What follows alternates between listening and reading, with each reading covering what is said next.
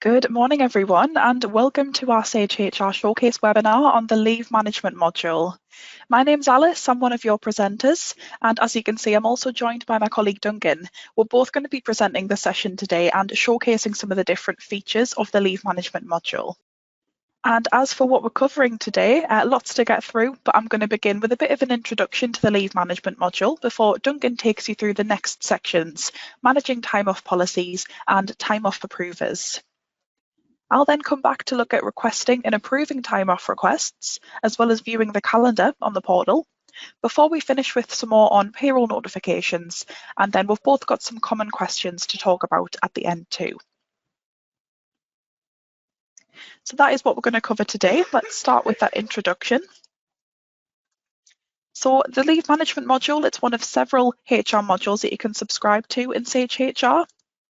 And a bit of a short overview of the Leave Management module is that it enables you and your employees to request different types of leave, check leave balances, and see who else is away from work or away from the office.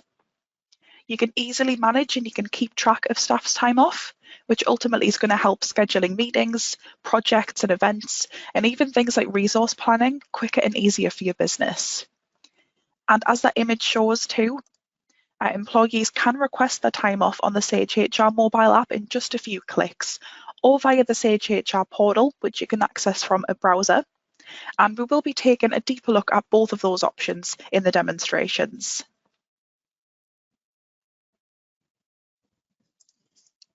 The Leave Management module is an additional module, as I've said, so it is going to be an additional price.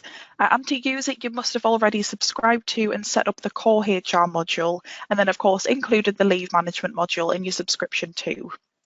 Now, just bear in mind this might differ depending on what products you've got with us already and what package you've got, so just bear that in mind. And as well, just to let you know, we did run a core HR module, core HR showcase a few months ago. So if you did miss that and you want to see what that's all about, we've included a link to the recording there. So feel free to watch that if you'd like. And don't worry if you've got no idea what I'm on about with the modules and with Sage HR, that's exactly what these webinars are for. So today we are going to be showcasing some of the main functionality in this module.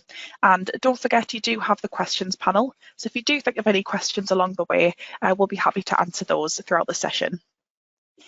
We are also going to be able to point you in the right direction. So if you think this is going to be something that will benefit your business and you want to know more, we'll make sure you know exactly what to do towards the end. And before we pass over to Duncan for the next section, some of the key features of this module. First of all, is being able to create and manage time off policies.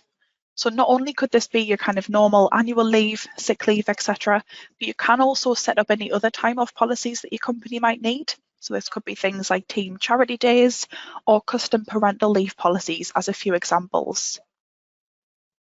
You can request and approve time off requests digitally. This is going to be either online via the portal or on the Sage HR mobile app.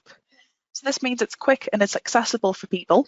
And it's also going to be suitable for remote or hybrid workers or people who are always on the move as well.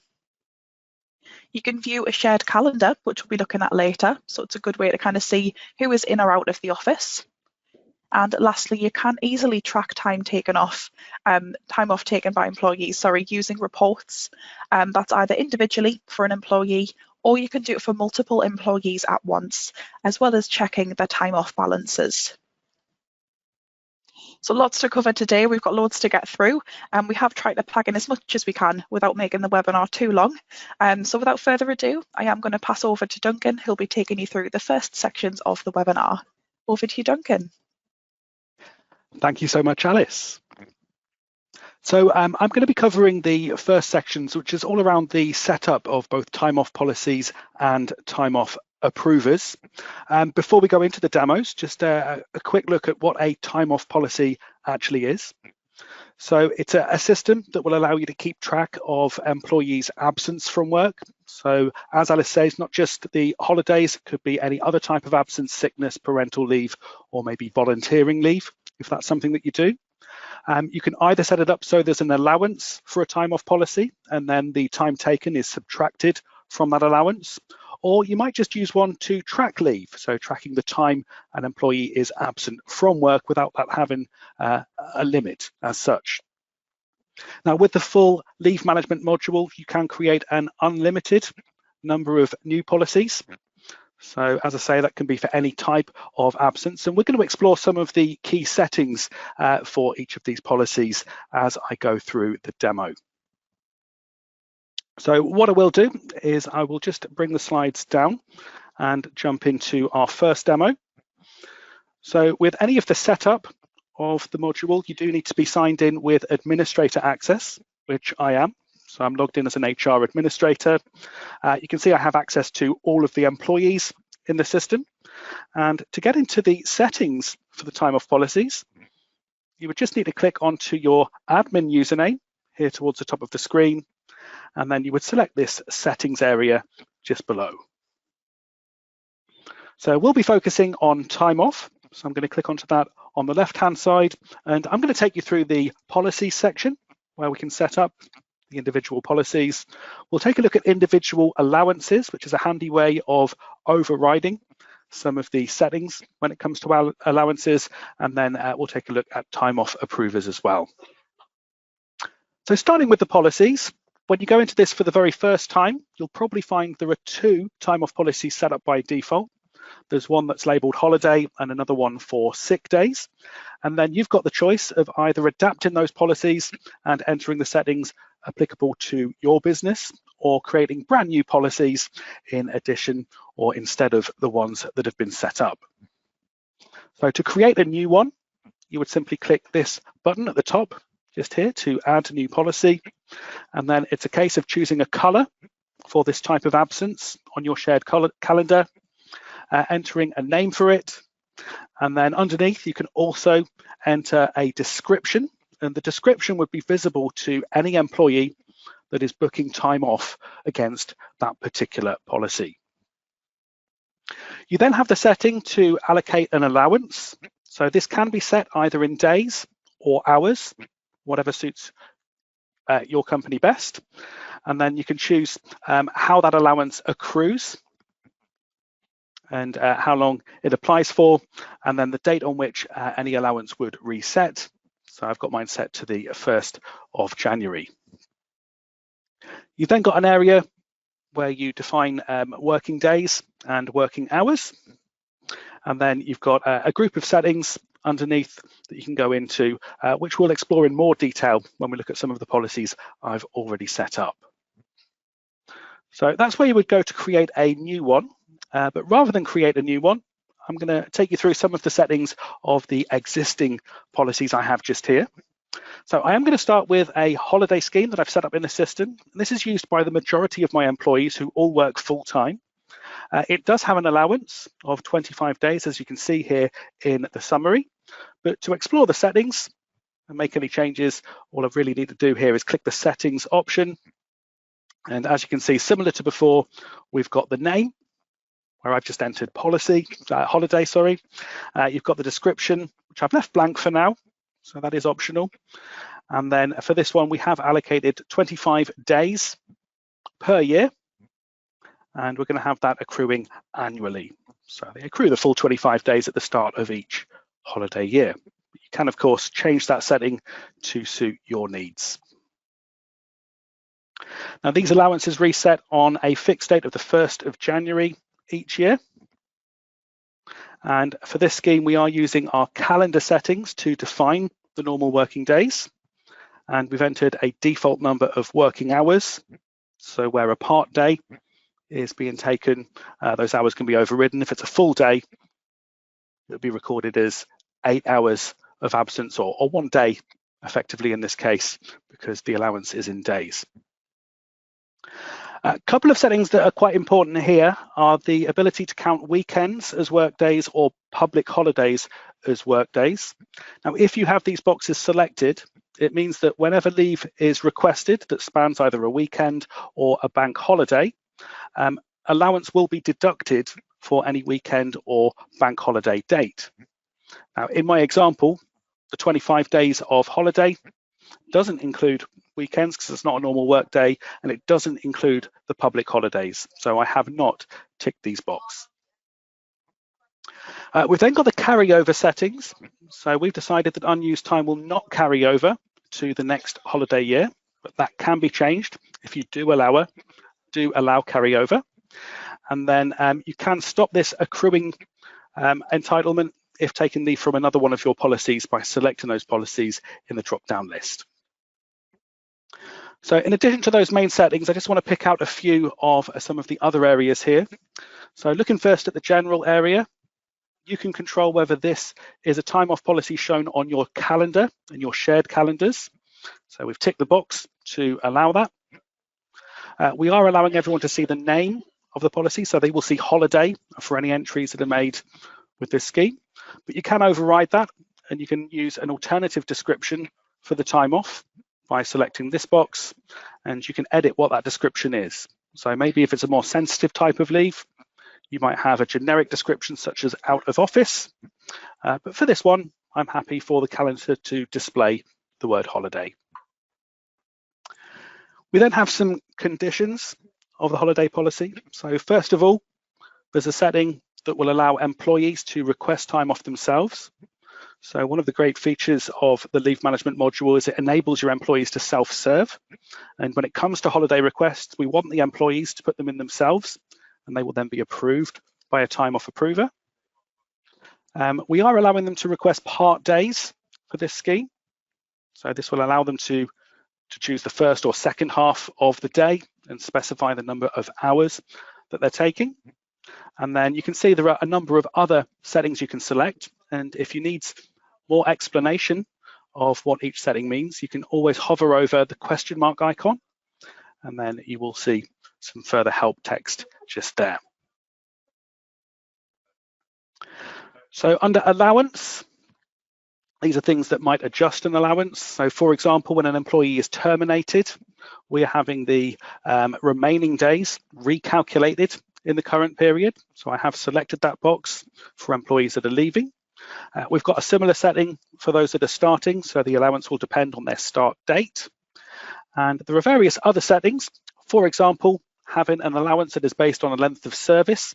So if you have a holiday scheme where you give your employees extra entitlement based on their length of service, that can be easily set up. So for example, if there was an extra day after 5 years service, you would enter a setting like this, and you can add further conditions for further length of service. So that can be used where required. Quick look at the workflow options. So the ones I want to point out here is that you can have a time off policy where requests are automatically approved, therefore not requiring a time off approver to approve each request that's put in. And you can enable specific approvers for a specific policy. So you'll see later on how you assign time off approvers to each employee. But if you want to override that setting for a particular policy, you can tick this box and you can specify the person that will approve that leave, and then options to override other approvals if required. Last few sections here, additional fields is what an employee can see when they record the leave. And then payroll settings down here is if you've integrated with payroll and you're viewing payroll notifications, this is to indicate whether or not it is paid or unpaid leave. So quite a lot to digest there. As I say, we do have full guides on all of the time off policy settings. The other option you get is for eligibility. So this is how you assign employees to the time off policy. So when I click onto eligibility for holiday, I have assigned this to specific employees. So when you are setting this up for the first time, you could start with everyone. You could start with specific employees, select all. You can filter by team, position, or employment status. So as I say, this is assigned to most of my employees all working full time, but I do have an irregular hours worker who isn't assigned to this. And I haven't assigned the admin accounts because I use those just for admins. So I just want to show you some of the differences with another one of the policies I've set up. So I've got one for sick days, and this one doesn't have an allowance. This is just used to track time off sick. And the key differences in the settings that I have here are that I'm not accruing, I'm just tracking usage for this particular policy. I'm using the replacement description on the calendar. So to employees, it will show as out of office rather than sick day. And then in the conditions, for this type of leave, we're not allowing the employee to request off the time off themselves. We would like the line manager to request and approve the time off on behalf of their employee. And Alice is going to show you how that works a little bit later on. So that one's been set up slightly differently in that it doesn't have an allowance. And I also have one that can be used for irregular hours workers. So there was a recent change to legislation in the UK where holiday for employees who work irregular hours or part-year workers can be calculated as 12.07% of the hours worked. So you can now set up irregular hours time off policies. There's a checkbox to indicate that's how you would want it to work. It is based on that UK legislation, and it links to further guidance. And it does require you to record hours worked, either manually by an administrator entering the hours worked and the period that relates to, or if you have the timesheet module, it can integrate with that and it can use the approved hours on timesheets as the hours that are worked. So with this type of scheme, there isn't a set allowance as such. It does accrue. And if I just show you one of the employees that I've got assigned to this scheme, it's Oscar down here, is our part-year worker. We've indicated that they're irregular or a part-year worker. And then in the time off setting, where it shows the balance accrued, this is based off of the hours worked that we would record either manually for a particular period or by integrating with timesheets. So I just wanted to make you aware that that is an option as well. So we've had a good look at some of the settings there. I just want to touch on individual allowances. So for those schemes that do have an allowance, it will assign the default allowance to anyone that you've added to that particular scheme, but it's really easy to override the allowance where required from the individual allowances area. So we have our company owner, Harry, who still wants to track his time off, but he's going to give himself a little more holiday. So what we can do is we can override the allowance like so, just by typing a new one in. We could do that for our volunteer policy as well. If we've got someone that's maybe the volunteer coordinator and they are going to have kind of extra days for volunteer, we could make some changes there. And then if I click on to save, that will then apply those individual allowances to the relevant employees. And once those changes are saved, if I reload the page, you can see we've now got updated allowances based on the changes that we've just made. So really simple to do if required, rather than having separate time off policies set up with separate allowances. So that is managing the time off policies. If you want more detail on any of the settings that I've been showing you, there is a link on the handout to our help center, which is our full guide on all things time off policy. So do check that out if you want to know more. But the other thing I want to show you before handing back to Alice is setting up of time off approvers. So unless you've set up a policy to automatically approve the requests, the next step in the process when an employee requests time off is for that to be approved by their designated time off approver. Now, this can be set up from the time off approver settings, which I'm going to show you in the demo. And you can either choose a particular role, so that could be an admin, direct manager, or line manager to be an individual employee's approver. Or you can set up a specific person to approve time off for another one of your employees.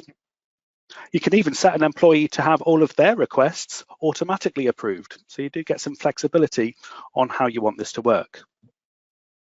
So as you've seen in the policy settings, you can have specific policies where it automatically approves the time off. You can override the kind of default time off approvers by policy as well. But as you'll see in this next section, you can customize who approves time off for each employee on an individual basis. So let's just jump back to the demo to show you that part. So just go into the time off approver section now. Now, the way I have this currently set up is that for each employee, any admin or the employee's direct manager is set up as the time off approver. So whenever an employee requests time off, a notification will then go to the approver. They'll get an email notification. They'll get a task on their dashboard, as you'll see a little bit later on. It's down to that person or persons to then be able to approve or decline the request. Now, you might want to change the time off approvers for an individual. So, for example, Ava here at the moment is set up to have admins and direct managers approve time off. But if I edit the time off approvers, I can change that setting. And actually, for Ava, I specifically want Harry Cooper to be the individual approver. So I've unticked these boxes. I've designated an individual approver. And when I click on to save, you can see that that has now been saved for that particular employee. Now, Harry here is the boss. He doesn't have anyone really to approve his leave. So I'm going to make a change to Harry's time off approvers so that they are automatically approved whenever he requests them. So I can then save that setting and that will apply to that individual. When you're setting this up for the first time, you might want to apply similar settings to everyone. And you can do that by making a selection of employees first. So that could be all employees from all teams and locations, or you can do some filters by specific teams, locations, or employees. But when you make a selection, you can then change the time off approvers in bulk, like so. So if I wanted them to be just direct manager for these employees, I can apply the setting here. And if I click on to save, that will then change the time off approver for all of those selected employees. So nice and straightforward to manage. I'm not going to make those changes. I'm happy with what I've got set up. And as you see, overridden the approver for this one, and we're having them automatically approved here for Harry.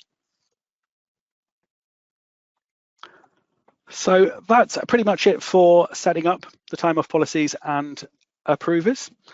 And I'm now going to pass you back to Alice, who's going to give you a demo on requesting and approving the time off. That's back over to you, Alice.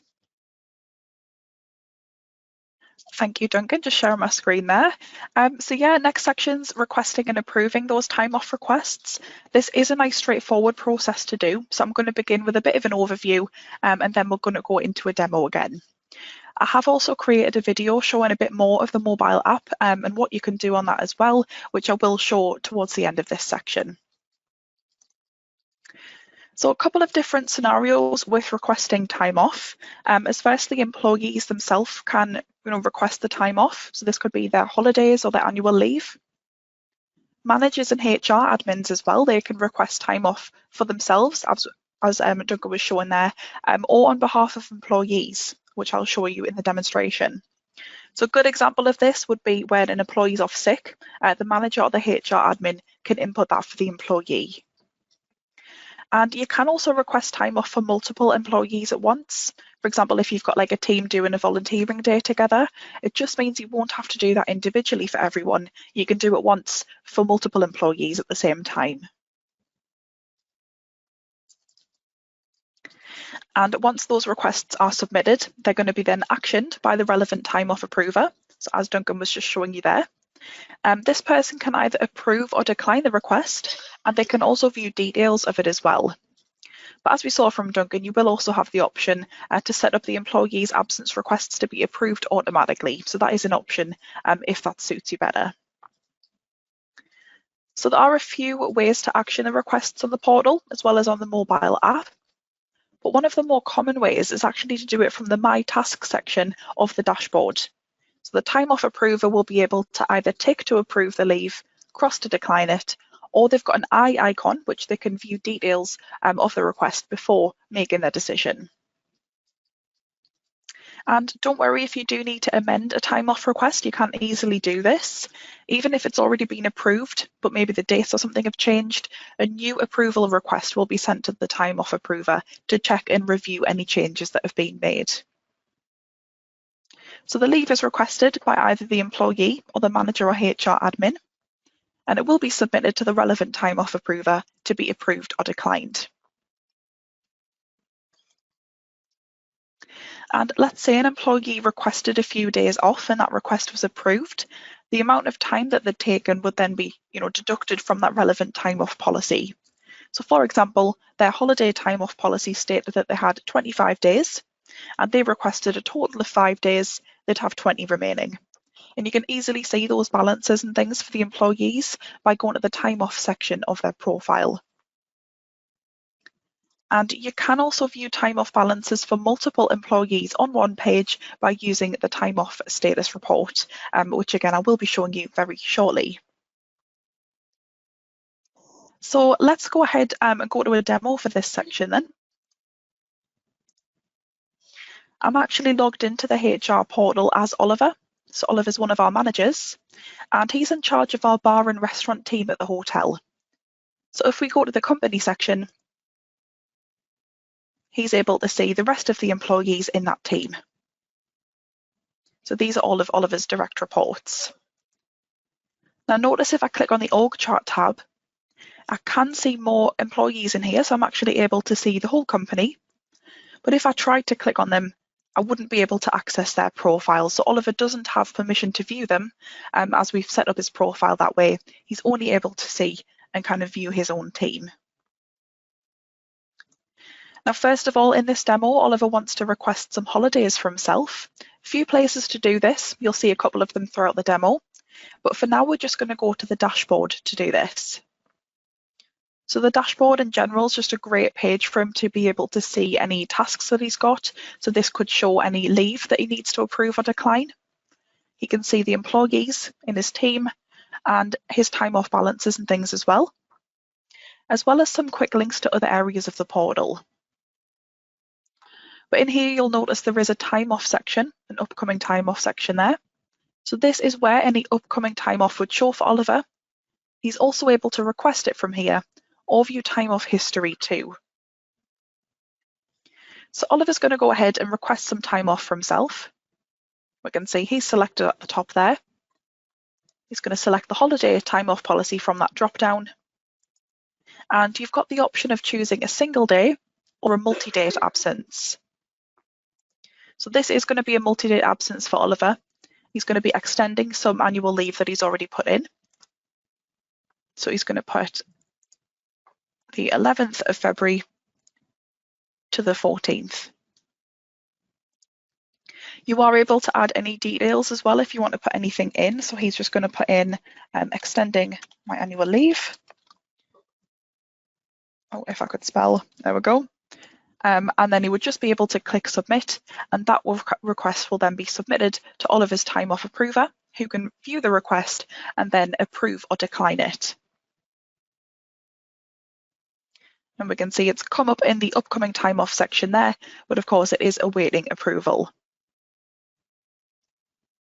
Now, another thing that Oliver can do as a team manager, and the way that I've set him up on the portal, is that he can input some sick leave on behalf of an employee on his team. So if I just pop to the company section, again, this is Oliver's team. I'm just going to click on Amelia. She has been off sick for a couple of days, so Oliver would be able to input this for her in the time off section of her profile. Now this time off section, this is a bit of a look at the individual, kind of look at the time off balances for an employee. So we can see how much time is left on these policies. So we've got 23 days of holiday left, 2 days of holiday left, and if there was any sickness previously, you'd be able to see how many days she'd used. And for Oliver to request this leave for Amelia, he just needs to click request time off at the top there. And this is the same window as before, really. So just make sure that Amelia is selected there. Now, if it was leave for multiple employees, just notice at the bottom, Oliver would be able to select multiple employees there and kind of multi-select them just to save a bit of time. But this is just for Amelia, so we'll leave it as that. For the time off policy, it's going to be sick days. And again, it is going to be a multi-date absence from the 16th to the 17th of January. And just for details, we're going to put off with a migraine. Again, just a case of clicking submit. Oh, we've got that previously. Let's change those dates there. So a couple of days off there, we'll click submit. And again, that's just going to be the request in. So that's going to go to the time off approver, and it can just be easily, approved or declined.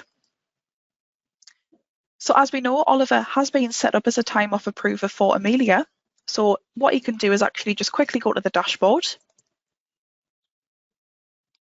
We can see there is now a task in the My Task section, which is just to either approve or decline this sickness for Amelia. So he could tick it to approve it, cross to decline, or view more details of the request as well.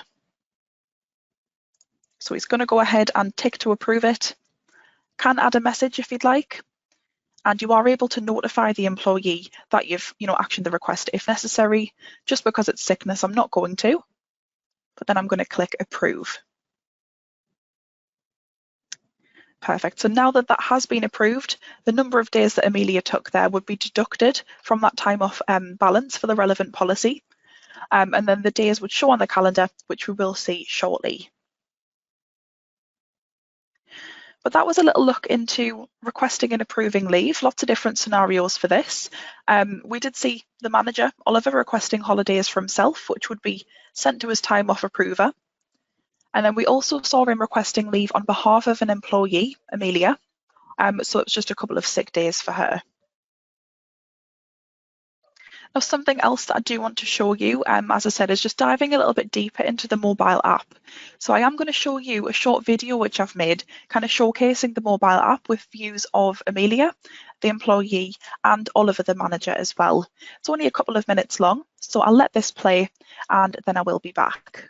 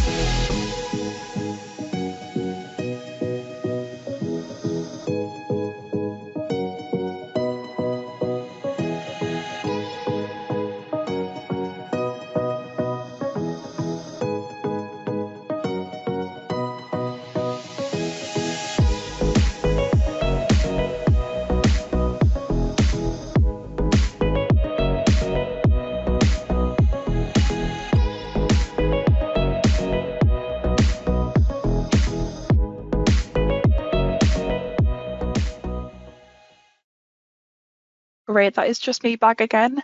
So that was just a bit of a closer look at the mobile app, just in case you haven't seen that before. So it's going to be kind of showing what an employee and a time off approver can do on there and kind of what that looks like too. But before we end this section, I would like to also show you the time off balances, this time for multiple employees. We did already have a bit of a peek at the individual time off balance in the employee's profile. But to show you this for multiple employees, I'm no longer logged in as Amelia or Oliver's portal. I'm actually logged in as my HR admin portal.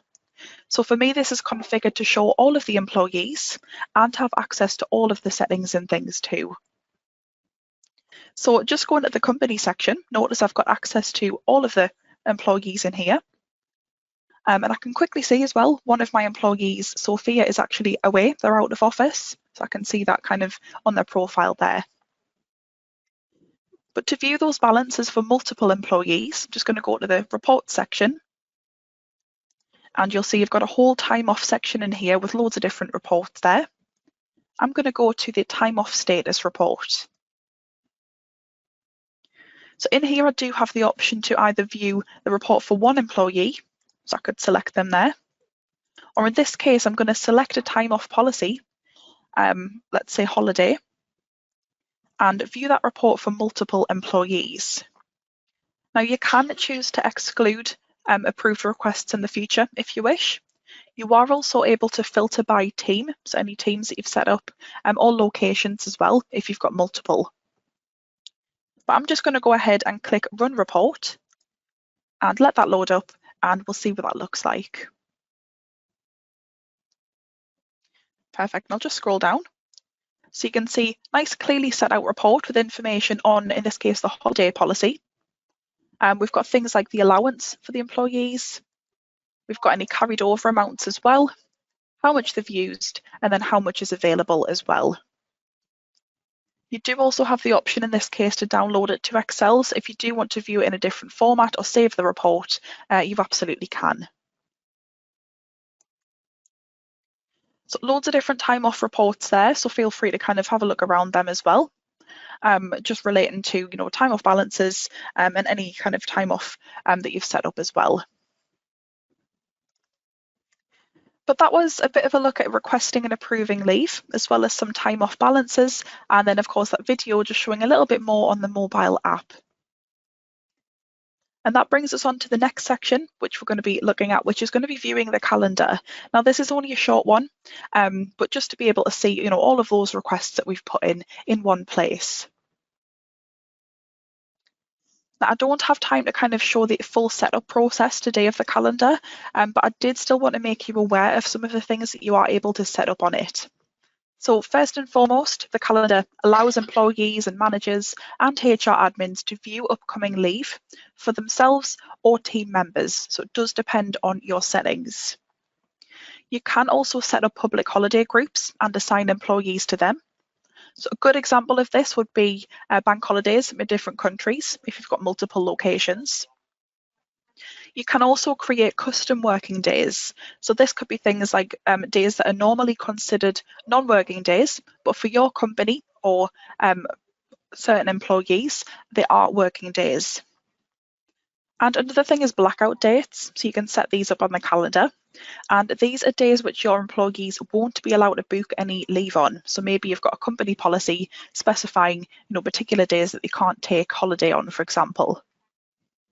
So while I don't have time to go through these today, I have linked information on each of those options there. So be sure to kind of check that out if you do want to know more information. But viewing the calendar, it's a great way to quickly see who's off work soon or check availability of employees if you need to plan something. And as I've said, how much you see does depend on your settings. So you might see just yourself and your own leave, you might see your team, or you might see all of the employees. So let's go back to the demo, have a little look at the calendar. So I'm just back on my HR admins portal. Remember, this is the one which has access to all of the employees and settings. And I'm going to go ahead and click on calendar. Now, if I was logged in as Oliver, the direct manager, I would only be able to see Oliver's team, the bar and restaurant team, but we can see everyone on this calendar. So we've got all of the employees listed there in their particular teams. Notice the different colours on the calendar as well. So I've got sickness, volunteering and holiday. And you do have a handy key just at the bottom of this here, just kind of showing you which is which. Anything that's in a paler colour as well, so you'll see this is like a paler blue, this just means that the leave is still awaiting approval. So it's still blue, but of course these requests still need to be approved. And if we just go back a little bit further, we can see more leave over Christmas, for example, for the employees. And I can hover over those requests and see any details that were attached to them as well. So we can see annual leave, And this one, for example, so there was a volunteering day, charity work at the farm. You do also have another place to request time off here. So this is just going to come up with that same window as before, again, with the option for multiple employees.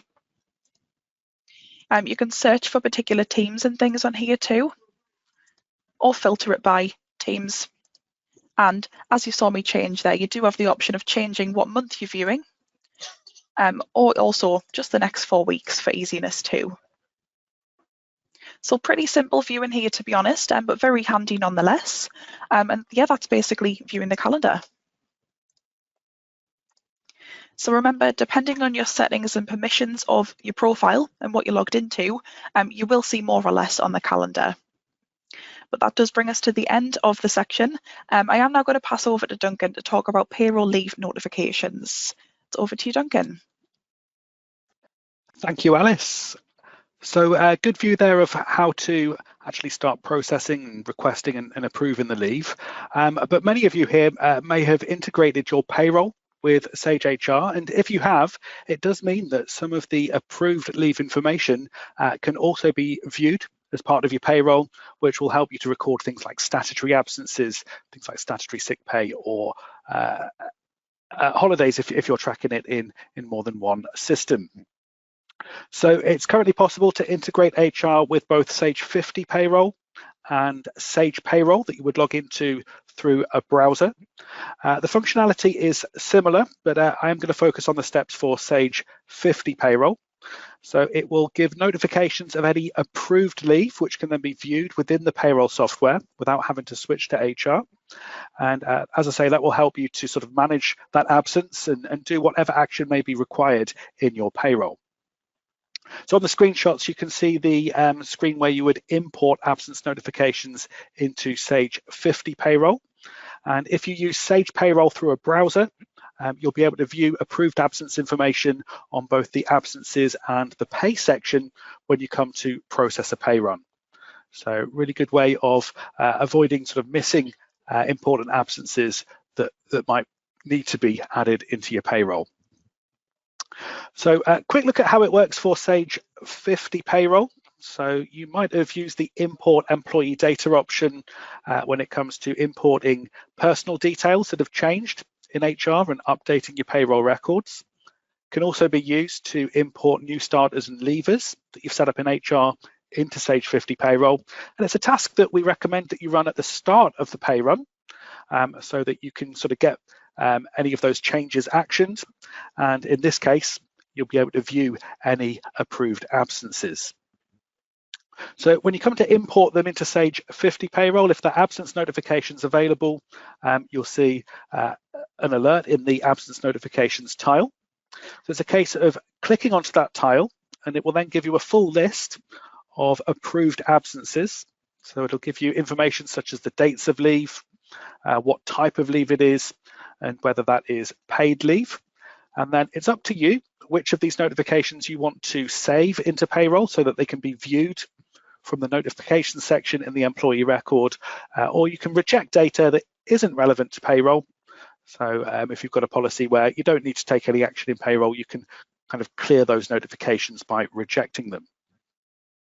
Now, if you do choose to import them, what would then happen is whenever you view the absence tab in the employee record, you'll see there's a notifications button. So you can click on that where it will list all of the absence notifications imported from HR.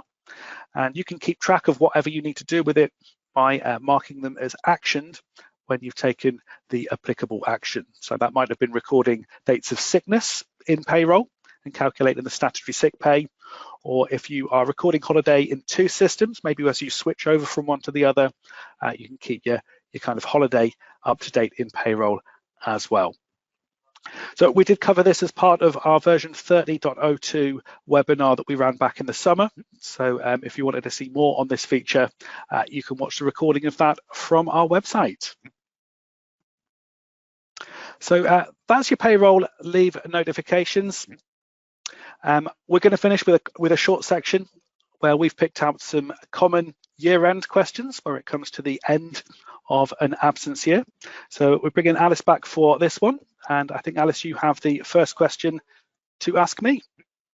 I certainly do. So yeah, the first question for you, Duncan, is can employees carry over unused holiday into the next holiday year? Great, so good question, and the answer is yes, they can, but only if it's been set up as part of the time off policy settings. So when I went through those settings earlier in the webinar, you'll have seen that in my holiday scheme, unused time did not carry over. But if you do switch that to carry over unused time, you can then decide how much time can be carried forward and added to next year's holiday balance, and you can set an expiration of those carried forward dates, so whether they need to be taken with a certain timescale. Now, if you had that setting in place at the point your holiday year rolled over, so in my case at midnight on the 1st of January, it would mean that any unused holiday at that time will then be added to the allowance in the next holiday year. So definitely possible. You can read more about how to do that if you have a look at the link there on the slide. So next couple of questions are for you, Alice. So Yeah, this next one is, will I still be able to see balances for a previous year once the year has reset? Yes, definitely, you will be able to. So recently as well, we have just changed to a new holiday year, but if I still wanted to view anything from last year, I absolutely could. So in the demonstration, you might remember that I showed you the time off status report, where you could choose either an employee or a time off policy to view the report on. In there, as you can see on the screenshot, there is a filter, different filters and things for the report, but you do also have a drop down to select a time frame, depending, of course, on the information that you want. So yeah, that screenshot shows a little bit more, but in the period drop down, just select the year that you're after the information on, and the report will generate accordingly. Great, so that answers that one. And I have one more for you. This is to do with the calendar. So how can I add bank holidays or public holidays to the shared calendar? Yeah, so a couple of options for this really, but you can import public holidays into the calendar. You'll be able to do this in your settings and then calendar. So just to make you aware, you will need to be logged in as an admin for this, as you will need access to the settings, but you can import them there for your country. Or the other option you've got is to add them manually. So two options there, whatever you prefer really. And the guide at the bottom of this slide here does go through all of that kind of step by step. It does also have a really handy video of the process as well. So absolutely possible to do that. Excellent. So good to know about that guide as well. So that's our three year-end questions. So we are nearly at the end of the content for the webinar, but we will stick around to continue answering questions in the Q&A for the full hour. Whilst we do that, I'd like to just go through some of the further support that we have available. And also, for those of you that don't currently have the leave management module, I am going to put a poll up on screen in a few minutes, which will give you the opportunity to request a callback from us if you'd like to learn more, or perhaps get a personalized demo of the leave management module. We can give you details of pricing and things like that. But in terms of the further support, I just want to make you aware of a couple of webinars and a webinar series that is coming up. So for HR, we have our next HR advice webinar in February. That's on Thursday, the 6th of February. That one is Parental Leave Unpacked, all about understanding maternity and paternity rights in the workplace. We're joined by experts from Advisor Plus, who will be running that session. So it'd be great to see you on that one.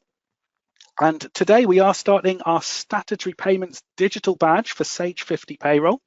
So this gives you the opportunity of earning a digital badge by attending a series of webinars. They're running from today right through to the 7th of February, covering topics such as sick pay, maternity, paternity, and shared parental pay. To earn that digital badge, we ask you to attend at least 4 of the main sessions, plus the quiz that will test your knowledge on what has been covered. So a nice fun way to embed that knowledge. If you do use Sage 50 Payroll, it'd be great to have you along and get you earning that digital badge. So you get all the details from our website at sage.co.uk/webinars. Just follow the tile either for HR advice or for Sage 50 Payroll. There is also further learning available at Sage University. We have a section dedicated to Sage HR. So that includes courses on getting started with the HR product, a deep dive into the various modules that you can have with Sage with HR, some additional topics, and also some training designed specifically for employees. So you can have a look at what's available at sageu.com, and that is completely free for you to access. So for the remaining time, we are going to stay online and we're going to help out answering the questions behind the scenes. If there is any Q&A that you want to keep hold of, it is not possible to download the Q&A report. So we would suggest that you copy and paste any text into another document, such as a Word document. Do grab a copy of the handouts if you would like those to take away. They are available from that piece of paper icon. And we will be sending you a follow-up email later on today, which will include a recording of today's webinar that you can use to catch up on anything that you may have missed.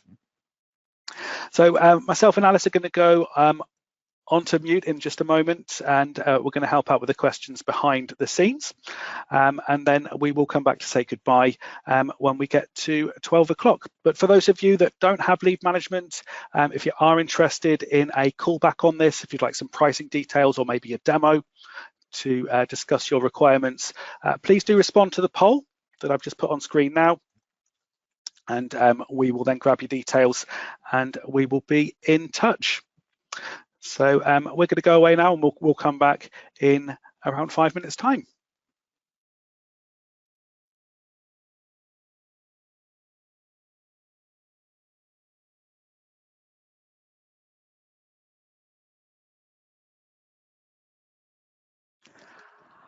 Hi again, everyone, and thank you so much for sending all of those questions through. You've certainly kept the team busy this morning, and I hope that the answers have been helpful to you. As we are nearly out of time, we've just come back to say our goodbyes. It's been great to see so many of you join us at the webinar today, so thank you so much for your time.